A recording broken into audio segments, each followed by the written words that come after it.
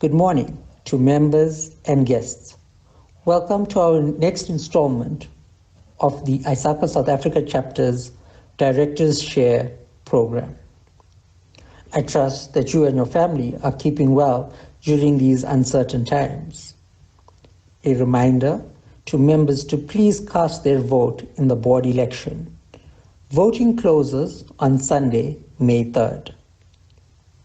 It is my privilege this morning to introduce our speaker, Jarrell Troy. Jarrell is the current Director of Membership and Academic Relations. He also guides Stellenbosch University's response to both freedom of information and privacy-related legislation as its institutional information officer. Over his career, Jarrell has worked on large ERP implementations, conducted advisory work as a member of a Big Four firm, served as a member of a research ethics committee, and placed as a finalist in an international game design talent contest. Today, Jarrell regularly contributes to South African higher education sector's privacy-focused initiatives, such as a potential code of conduct for the sector under the Protection of Personal Information Act. In 2019, Jarrell completed his master's majoring in social informatics, which focused on the application of COBIT within a potential framework for information governance with privacy focus for a South African higher education sector. His current research focuses on addressing privacy-related training gaps across South African universities' disparate groups of stakeholders. Over the last 2 years, Jarrell has led the implementation of several student-facing initiatives within the ISACA South Africa chapter, including the introduction of a conference scholarship program. Without further ado, Jarrell will now speak to us on a practical introduction to privacy impact assessments. Over to you, Jarrell. Hello, everybody, and thank you for joining us today. I'm Jarrell, as Kenneth mentioned. And before we really get into it, I just want to highlight what we're talking about today. First, I think it's always a good idea to make sure that everybody's on the same playing field. So I'm going to briefly run through the legislative background behind privacy. Then I'm going to focus on when we should consider the impact of privacy legislation in our operations. And then finally, I'm going to introduce the practice of privacy impact assessments to help us build and demonstrate compliance with privacy legislation.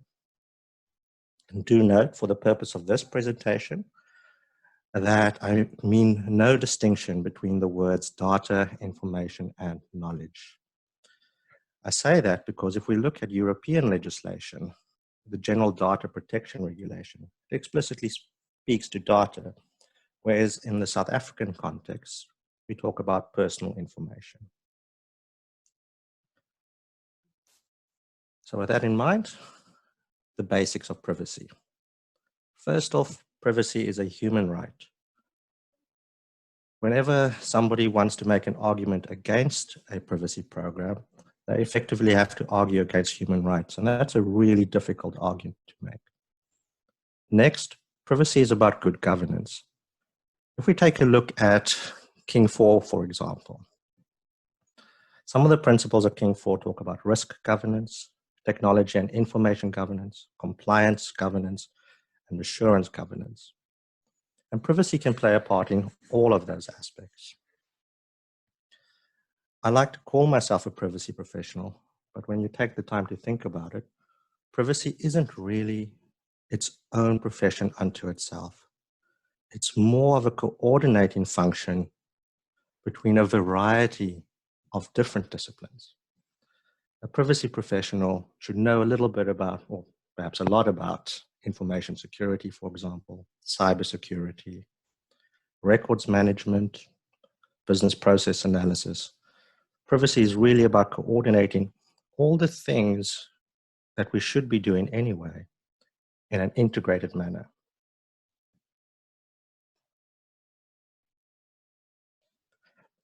Then the status of legislation.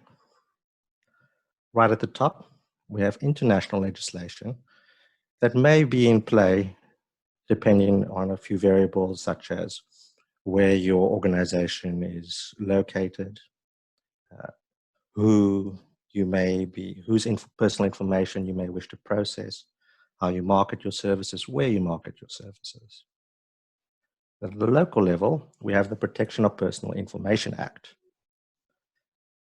This was signed in 2013, and at the end of January 2020, our information regulator wrote to the president and asked him to fully commence the remainder of the act on 1 April 2020. But given our current context, understandably, this did not happen. Right now, I can't say when POPIA would go live, but that's no excuse not to get started on a privacy journey. Some of the risks involved with personal information are not legislative at all. The reputational harm of a publicized breach, poorly handled, should be its own driver for compliance or for taking privacy seriously. Then you may have sector requirements. So as Kenneth mentioned, I have contributed to the development of a potential code of conduct for the higher education sector under POPIA. And any sector that can get a representative enough sample of contributors could also approach the regulator for a code of conduct which clarifies the act within their sector and potentially seeks to clarify potential exemptions from the act too. The image on the right is just the cover of a document that encapsulates those first three. So in 2018, the GDPR went live. I'm sure we all remember all of the emails we got telling us about updated policies. And South African universities were not different from other organizations, and they also needed to know how the international law affected them in the context of its sector and in the context of South African legislation. So this document, the EU GDPR guidelines for South African universities, is one example where we consider international legislation within a South African context for a specific sector. Then finally, we may have organizational requirements too. Most organizations should have by now some sort of privacy policy or a data classification policy or an information or cybersecurity policy that speaks to privacy. And each organization will have its own unique requirements there.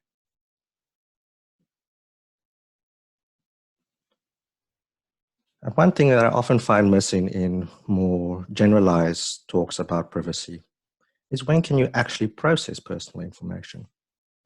Section 11 of POPIA positions that you may only process personal information as a duty under law, as part of fulfilling a contract, with consent of the data subject, or pursuing a legitimate interest of the responsible party or the data subject.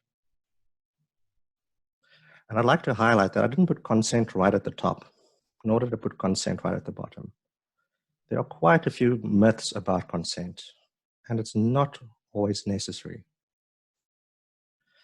If anybody has ever had to collect consent and manage consent, because remember, a data subject, if it's truly voluntary consent, can always withdraw their consent.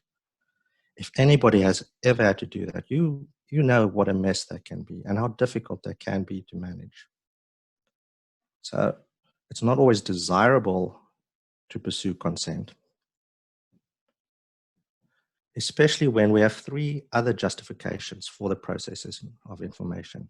I'm going to give a few examples. I'm going to draw from my sector in particular. So in the university context, we have certain reporting obligations to the Department of Higher Education and Training. That comes from our legislation. So there is a certain amount of information that we need to share with a third party because of legislation. We don't necessarily need to ask our employees or students about that reporting, but we should let them know that it's happening. Then, in order to fulfill a contract, so again, drawing from the higher education sector, as a university, we need to process some personal information of a student to, for example, award grades. To ask consent to process personal information in the process of awarding grades is a little bit silly. And there are many other examples of, from a contractual position, you may process personal information. Then consent. So I'm going to step outside and use a more generalized example for this one. Say I was applying for a job and the prospective employer asked, do I consent to a background check? If I were to withhold my consent, it's unlikely that I would be invited back for the interview. So when you're looking at a process and you're asking for consent in that process, ask yourself, if the data subject says no, does the process itself break? In the example I've given, the process does break for the data subject or the job applicant. So it may not be the best idea to ask for consent. And what would happen if I initially provided my consent? Yes, you may do a background check, and then I withdrew my consent halfway through the background check. What happens to that personal information, the partially collected and the partially processed personal information? So in that sense, consent is not really a good idea. Instead, we're looking at the other three elements there: legislation, contract, and legitimate interest. And of course, all the other elements of the Act, one of them being proper notification and openness and transparency. So instead of asking the potential employee or the job applicant for consent, it may be better to just inform them of the hiring process up front before they even submit their CV. Then legitimate interest. This is the most interesting of the lot. So in the university space, parents and guardians and anybody paying student fees has a legitimate interest to know about the student's performance. But you have to weigh that up against the individual student's right to privacy as well. So yes, there is a legitimate interest. You might have a financial stake. You might have your legitimate interest may be from an economic position. Why would you want to know about the performance of a student? But at the same time, we have to weigh that up against the right to privacy of a student. Within our context, we tend to lean towards the right of the student.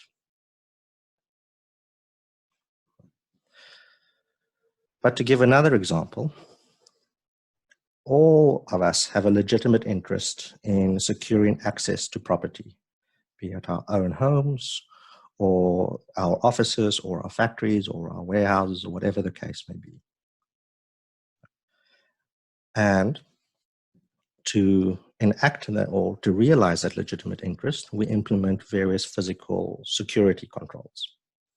Some of us may choose to implement biometric access controls. Biometrics are a type of personal information. But now, given our current context, many of us are choosing not to use our biometric systems. Facial recognition may not work as well when somebody's wearing a mask, for example, or we are hesitant to touch a scanner of some sort. So when we're working with legitimate interest, we must provide the right to object or enable the right to object to the processing, or to provide an alternative. So in the case of physical access with biometrics, which we may or may not be using in the current context, we need to provide an alternate means of accessing the venue. So that could be, for example, presenting picture ID instead while we are not using the biometric system.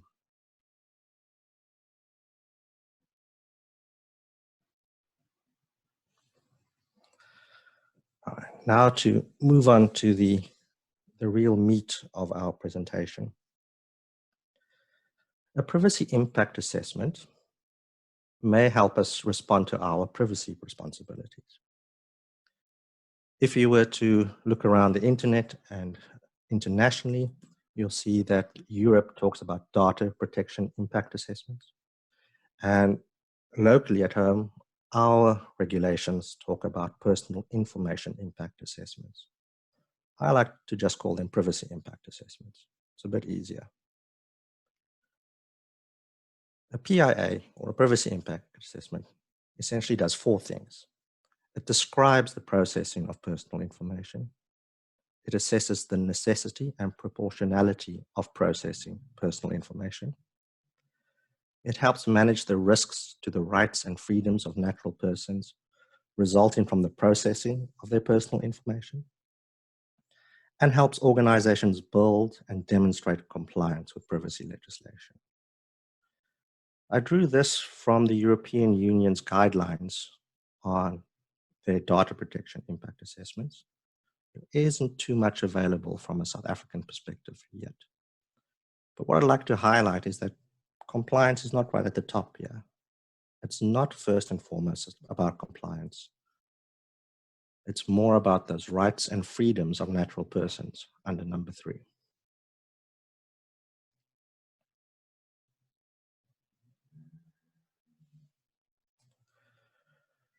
But the big question is, when exactly should you execute a privacy impact assessment? The General Data Protection Regulation says you should conduct such assessments when it's likely to result in high risk to the data subjects. But the regulations themselves don't necessarily explain that in a lot of detail. One needs to look a bit further, such as in the guidelines I just mentioned on the previous slide. And there we find several scenarios when you should execute a PIA. Evaluation, scoring, profiling, and predicting. That could include, for example, an employee's work performance. So your HR function needs to consider the impact on employee privacy in their performance program. What are the metrics? How do you monitor those metrics? Is your monitoring invasive in some way? Should you consider a consent-driven performance program or not? Then we have automated decision-making with legal or similar significant effect for the data subject. So if you're in the financial services and you've streamlined your process so that you can render a decision, let's say awarding a loan to an individual, and you've automated that process heavily, the impact on the individual of accessing the loan or not accessing the loan is a very significant event. And so that automated decision-making process requires a privacy impact assessment. In the third bullet, sensitive information or information of a highly personal nature, if you're ever working with that, you should conduct a privacy impact assessment. And I want to stop on this one for a moment. Straight out of the door, when you're first looking at a process, you're about to design it or you're about to review it, at that point, you may not know if it uses sensitive information or not. So in a rather strange way, in figuring out when you should execute a privacy impact assessment, you already have to do some of the privacy impact assessment right then to figure out if bullet 3 triggers or not. And I'm going to get to that in our next slide. Bullet 4, systemic monitoring. So a good example of this is if we have a CCTV system set up and we implement some fancy facial recognition, and we use this to track movement of individuals around a mall, a university campus, or an office. That sort of monitoring also requires a privacy impact assessment. Then data processed on a large scale. The GDPR isn't very clear on what it considers to be large, but the guidelines do provide some recommendations. And if you look at the other bullets, they will help inform, especially bullet 3, the sensitive information, will inform what you could consider large scale or what is acceptable. Then matching or combining data sets. Our legislation in South Africa even discusses information sharing and matching programs. So there are quite a few risks in working with disparate data sets. Field names may be different, for example. The validation rules of individual fields may vary between the data sets.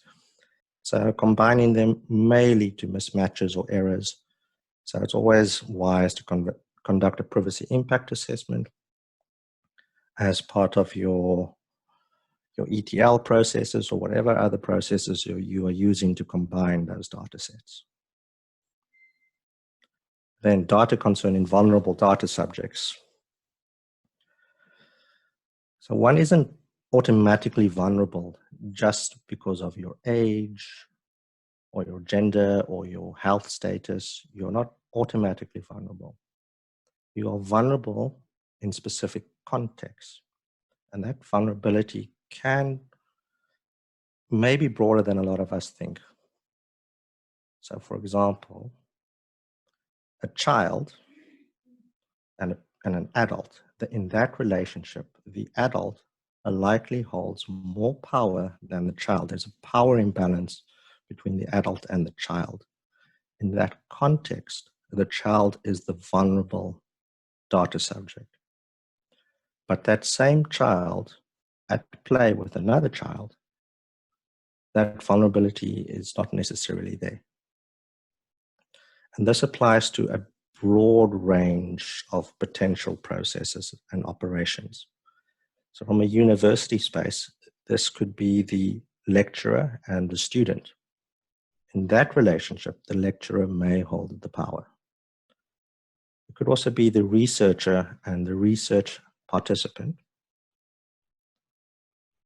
Looking beyond higher education, it might be the employer and the employee, or the service provider and the client. It's very context specific. And if you recognize a power imbalance, it's always wise to conduct a privacy impact assessment. For example, in a power imbalance, I am a lecturer and I am doing a study on students. It may be a lot more difficult for my students to say no to my consent request or my request that they participate in the research, purely because I, as the lecturer, may have influence over their grades. So in that context, it may be very difficult for them to refuse my request to join my research project as a participant. So it's always wise to conduct a privacy impact assessment there to get a feel what is the power dynamic. Are there any other measures we could use so that the data subjects or potential participants do not feel coerced into participating? Then our second last bullet, innovative use or apply new technological or organizational solutions. This is a very interesting one in the context of higher education right now. Many institutions are moving to distance and online learning for the first time on a massive scale. And there is a lot of great technology that can help individual lecturers and students connect, continue with the academic program, continue with teaching and learning exercises, continue with research, etc. And there's a lot of opportunity to innovate in this space, looking at the technologies available to students, to teachers, to lecturers. However, there's also a lot of risk involved. I'm going to look at one of the most common innovations proposed, and that is the use of WhatsApp, creating simple WhatsApp groups, be they class groups or study groups, whatever the case may be. When you think about it though, if you're currently in a WhatsApp group, why not just pop into the chat quickly and have a look at what you can see. By default, you can probably see the phone numbers of every other member in that WhatsApp group. So as a lecturer, do you really want all of your first year students to have access to your personal phone number? That's one question. Then we probably have view of everybody's profile pictures. We also have a context. So if you were in a WhatsApp group for a class at FITS, likely every phone number on that list is either a student or staff member of FITS, or Stellenbosch, or UKZN, or Fort Hare, or whatever the case may be. And with that context, a phone number and that context could enable some clever phishing scams or spam. So knowing that I am a student within the context of lockdown and distance learning, within the context of fees must fall, for example, I can probably craft a pretty good campaign, phishing or spam, with just that information. And then, of course, there's the opportunity for individual members of the WhatsApp group to present a risk to the other members. However, I'm not advocating that we don't use WhatsApp, but rather that we think carefully about it. What is the goal? Could it be achieved using other technology or other procedures? If there are no other viable solutions, what sort of controls should we consider putting in place? What controls does WhatsApp by default allow? And which controls do we need to activate? And then finally, there's also potentially a code of conduct for your WhatsApp group. So an easy rule to implement, for example, is perhaps no messages sent to this group after 9 p.m. Some individuals on that group, when they see a notification, they have to read it, and that might be a bit disruptive. So let's go radio silent after 9 p.m. And that's a community rule within the group itself. So the privacy impact assessment applied here helps us figure out maybe, or helps us consider alternatives. And if there are no alternatives, controls and measures and community rules that we may consider to make it as an effective tool as possible. And then our final bullet, when the process in itself prevents data subjects from exercising a right or using a service or contract. And I'll go back to financial services for this one. The credit check. If a potential customer's credit check comes back with a not so bright picture, that affects their ability to receive the loan or not, to have the application refused or accepted.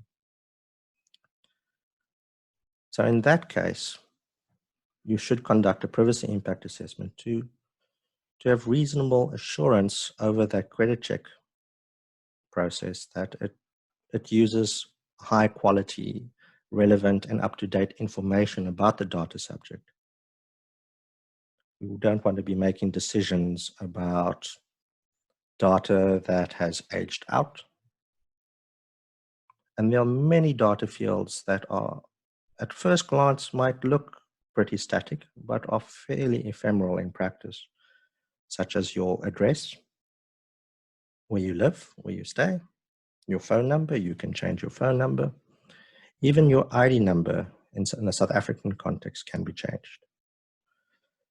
So it is wise, again, to conduct a privacy impact assessment over such processes to make sure that you're using the highest quality data possible.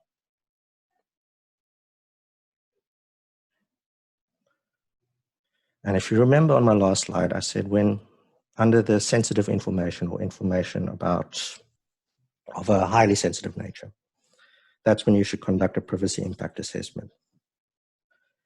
But you may not know what is sensitive information right at the beginning.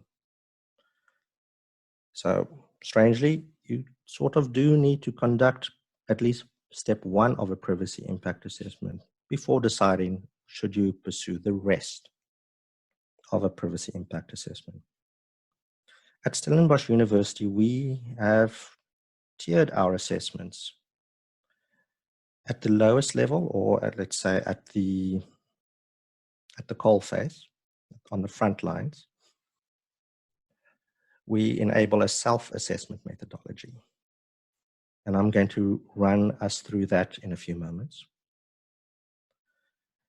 One level up, we have a facilitated workshop methodology, which is good for most projects of a moderate risk or where the information is of moderate value.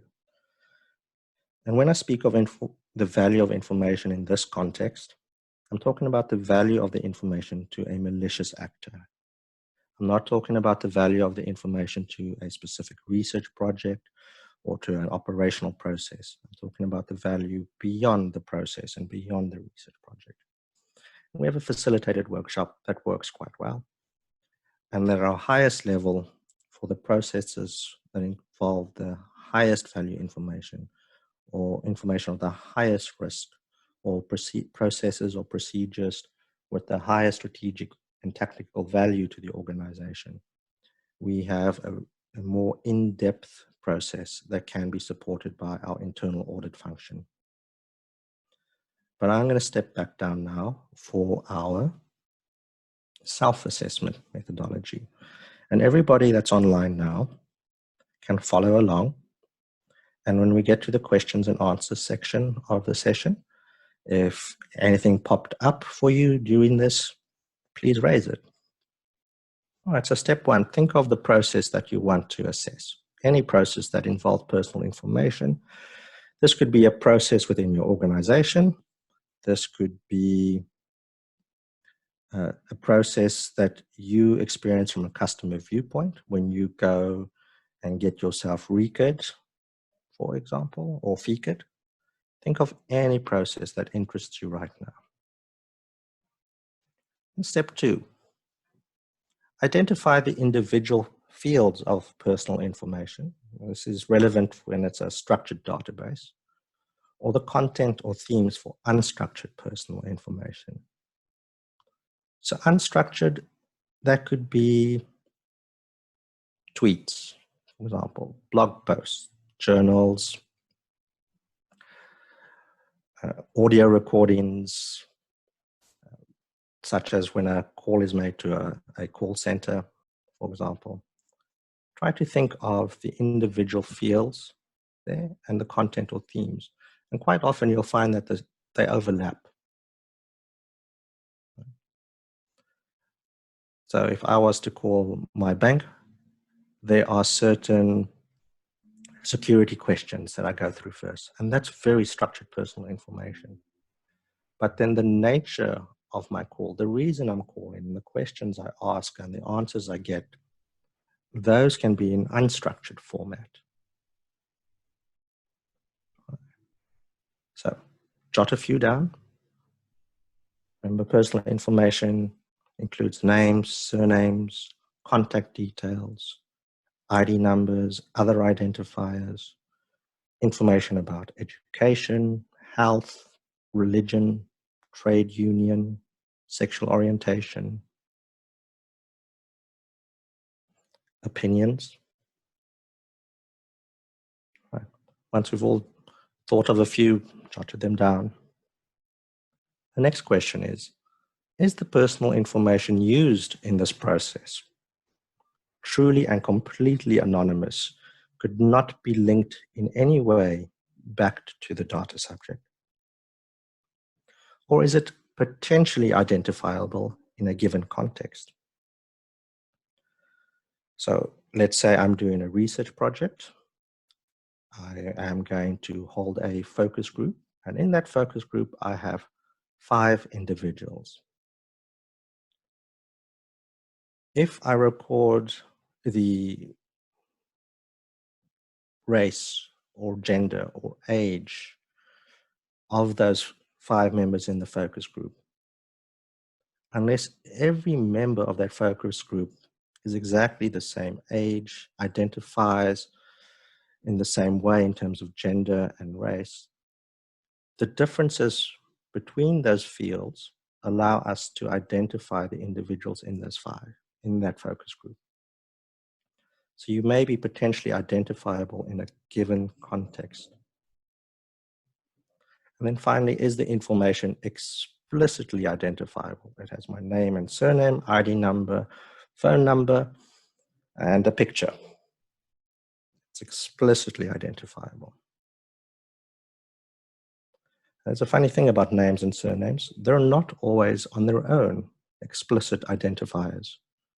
Maybe if you've got my name, it is, but there are many more common name-surname combinations that don't really automatically make it explicitly identifiable. So if you only have name and surname, you might actually be in that potentially identifiable category. All right, then the very last step. Ask yourself if any of the personal information you've listed is classified as special under legislation. And I've summarized it briefly there on the slide. That's information about children. And in this context, that is anybody under the age of 18. Health, religion, race, trade union membership, criminal behavior. And I'm going to stop on a few of these. So firstly, criminal behavior is very different from court proceedings in a criminal case. That's because in court, the rules are very strict. The rules on the evidence required, the arguments made, very, very strict. However, a staff discipline procedure or a student discipline procedure may not have the same strictness as a court of law. So criminal behavior, which would come out of a potential staff discipline procedure, does not have the same weight behind it as a finding made in a court of law. And that's why it's considered special information.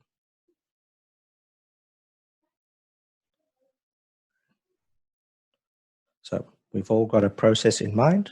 We've all got a few information or data fields in mind or listed. We have a collection of themes to be considered. And we know a bit about the context of our process. We know if an individual may be identifiable in this process.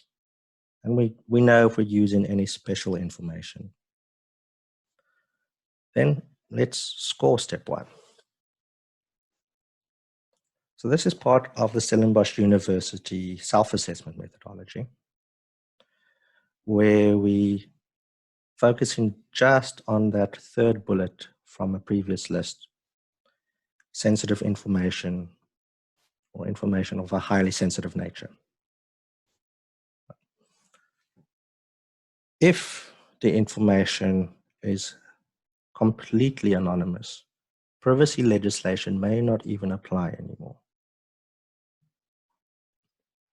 Then, when information is potentially identifiable, we put that at low. But just hold that thought for a moment. If it's identifiable, it's at least of moderate or medium value. And if it includes special personal information, such as health information, it is of medium, at least of medium or moderate.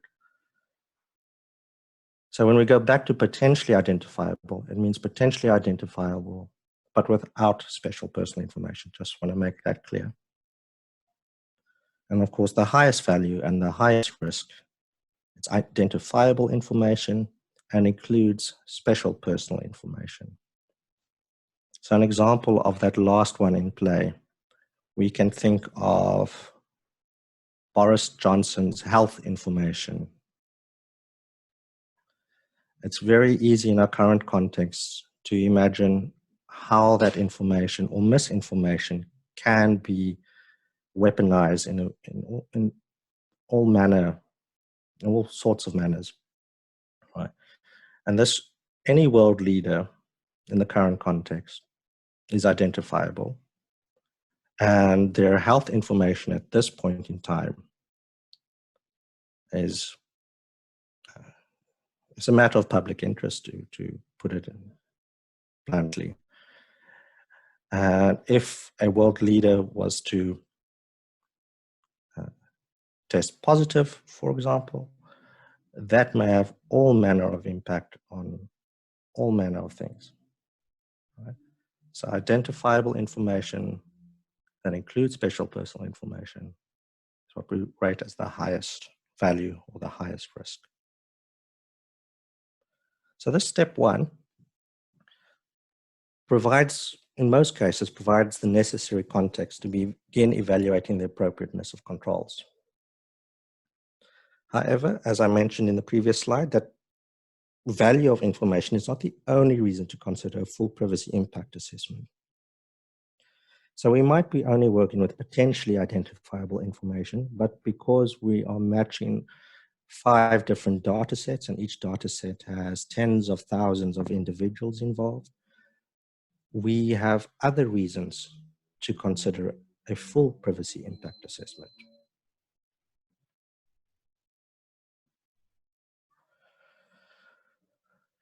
And just before we enter the question session, I have listed the references I have used in putting together this presentation. I hope they'll be of some value to members.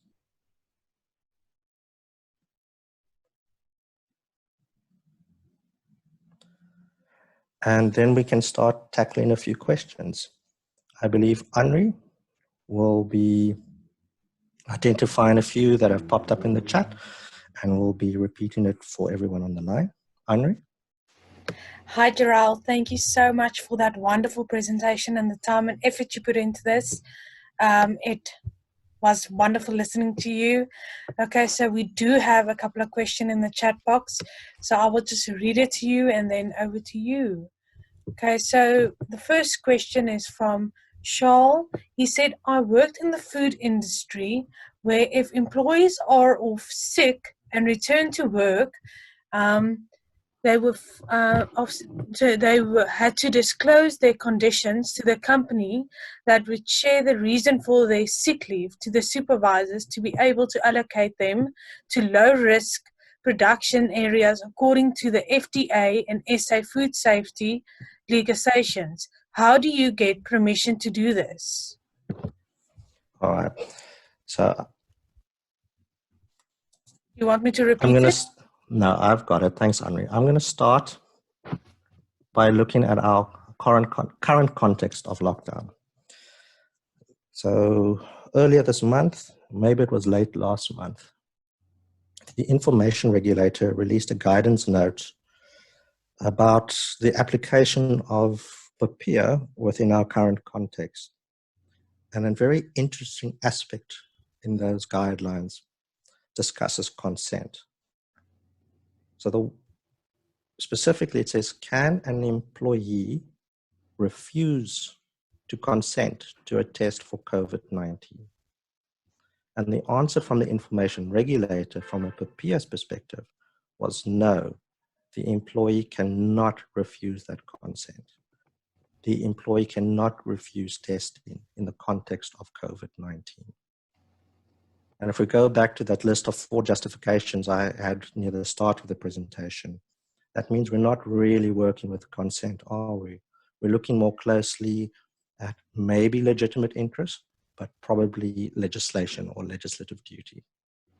So in the context of the food industry, I'm not 100% familiar with every piece of legislation in play, but I bet there is something there. So firstly, the justification for doing this testing and sharing this type of information is probably there in the legislation. If someone is on the line with some deeper knowledge, they might be able to confirm that or not. But with that as our first step, so yes, we have this justification. We can then look at, need to know. So there are very many different reasons for taking sick leave. It could be I broke a finger, or I do in fact have an infectious contagious disease that can be spread through coughing or sneezing or whatever the case may be. But when giving that information to the foreman or the supervisor, is it necessary to highlight the specific disease or ailment or injury? Or is it enough just to say, yes, it is infectious, or even don't go as far as saying it's infectious. You can just simply say the recommendation is low risk because of sick leave, whatever the case may be. Right, so there is a justification for processing the information. There is a justification for doing this.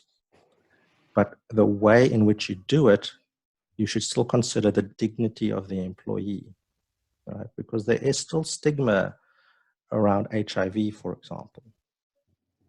There is stigma around TB, and if there isn't already, there probably will be stigma about COVID-19 as well. So you need to consider the dignity of the employee in the process. And if it's not necessary to give over the doctor's letter or give over the full diagnosis, then don't give over the full diagnosis. All right. Okay, another question is it standard practice to do PIA as self-assessment questionnaires, product system processes or business areas, and that the answers trigger further action? If so, are there any good templates that can be used as a starting point for drafting a questionnaire? It's a fantastic question. And in fact, there are such templates. I haven't found any that are South African legislation specific. But if you look at the references that I listed, especially the European ones, and you go to their sites, the Article 29 working group, etc., you will find a lot of good templates there. One I often reference comes from the UK's Information Commissioner's Office. So if you were to run a search for UK ICO, it's likely you'll find some good templates over there. Okay, and then Gerald, there's another question. Which international privacy regulations were considered, if any, when the CDP-SE certifications curriculum was being compiled? All right, so for those that don't know, that's a new ISACA certification, which we're expecting the official launch early next month. And so I am speaking under some correction, yeah? Okay, so Gerald, also to put you into a little bit of perspective, they have been talking about this on the chat also. That's why the question came up. All right. So most of privacy is principles driven, and most privacy legislation. Gerald, just put back your reference slides, please. People have been asking. I shall do that. Okay. Most of privacy is principles-based, and most privacy legislation is principles-based too. Right? If you were to read Papier, the hard and fast rules there are a few, but not that many when considering the length of the act and the other principles within the act. Because in this way, the act is future-proofed against new and innovative uses of technology or new ways of processing personal information or thinking about personal information. And you'll find a lot of similarities between jurisdictions on privacy. So I am speaking under correction because I am also eagerly awaiting the formal announcement of the new certification. But it should, at the very least, consider the General Data Protection Regulation. And if you were to go through the GDPR and one or two of the references I've listed, you'll see a large overlap between our legislation and European legislation, because at its heart, it's principles-based. Okay, Gerald, we're going to do... Yep. We're going to do one more question before we run out of time. And then, Gerald, you are going to send you the chat so that you are going to do just read through it and then also send, like Kenneth did with his CPEs, just answer the questions and then send them with the CPEs where you give a full answer to everything. And then so that everybody can read through it properly. So don't worry, if you want to send something else, do send it now and he will read through it and then answer it completely. And then we will send it through. There is one more large question that I do want to get to. There's a guy that said, I work for an IT and telecommunication company where we are required to enforce privacy legislations like POPIA and GDPR for an employee in the company and for customers, third parties and partners. However, privacy is a human rights issue, like you correctly indicated at the beginning. In a practical way, how do we balance the human rights issue while enforcing privacy legislations? All right. That requires a much longer conversation. Exactly. But I'm gonna try my best with a quick answer now, and then as Henri said, I'll give a more complete answer a bit later in text. All right. So first thing, a good understanding of the information you collect. So structured, unstructured. All right. And if it is structured, it's fairly easy to identify what is special personal information. You can just use legislative definitions and you can, at a field level, say this is special, that is special, etc., etc. Right. You can also say in totality, how valuable is this information? So in a sense, if this information was accessed or used in an unauthorized manner, what are the potential harms that may befall the data subject, firstly, and then the risks to reputation, etc., to the organization, secondly. I always try and put the data subject or the participant or the individual first wherever possible. So what are those harms? Right, once you have that view, you can start designing appropriate controls around that. And those controls might go to the field level. If you have the sophisticated enough technology in play and you can scramble some fields to certain levels or roles on your system, so that I, as a frontline consultant, can only see name, surname, phone number, for example. But I can't see health information, I can't see gender, I can't see religion, right? Then you can start building your controls from a roles-based level that way. So I would start there from the, let's call it the more technical control point, or more from the process design view. It's like, how can we design our processes? How can we design our view access and our write access, etc., to that data through the lens of privacy, understanding what is special, understanding what vulnerability is, understanding our context, etc. So that's where I'd start, and that would probably satisfy most audits. But then I'd also look at the human element as well, because as I mentioned right at the start, even name, phone number, and the company name. So I am a client of company X. That is very valuable, because I can then pretend to be company X and approach your clients pretending to be you. Right. So the human element becomes really important too. So the focus on upskilling people, training, and awareness must form a big part of that program. So one of the examples I gave from higher education earlier talked about a student at a university. That student is an adult child of a parent somewhere. All right. And let's expand that example a bit. That parent is paying for the fees and believes they have a legitimate interest to the information of that student, which the university holds.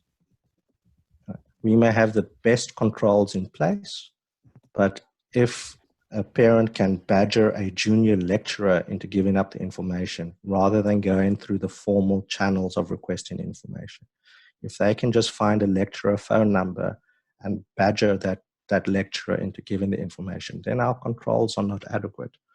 We need to be in a place where we can empower and enable that lecturer to know when to say no, give them the tools, maybe a decision tree or a script that they can use to reroute such parents to a more formal channel. For example, channels under the Promotion of Access to Information Act. We can't just write a privacy policy and then archive it nicely and then expect all employees to be able to enable it. So one of what Kenneth mentioned in the introduction, one of my focuses now is what are those tools, and for my personal research, what are those tools, what are those things that we can give to people on the front line that enables them to not necessarily upset that caller and upset that parent, all right, but still protects the privacy of the individual student. So it's a multi-layered approach. One, it's all your normal procedural controls, the design, the implementation, operating effectiveness of your controls, your access controls. But there's a strong human element, and you need to enable your frontline and anybody with access to the personal information to respond in a mature and considered manner to any queries, requests, or even potential attacks, breaches. You must empower your people to do that too. It's a really good question, and probably deserves its own session. And thank you for that one. Thank you so much, Gerald. We are out of time, and I do apologize for this. Everyone is saying thank you so much for this great presentation. I do think we deserve another webinar on this. Can we get a copy of the presentation? Yes, you can. Do go follow our YouTube page, and I will be sending CPEs, and the presentation is copied in it. Thank you everyone for attending. And we do look forward to seeing you at our next webinar. Thanks, everybody. Thanks, everybody. Have a lovely day further.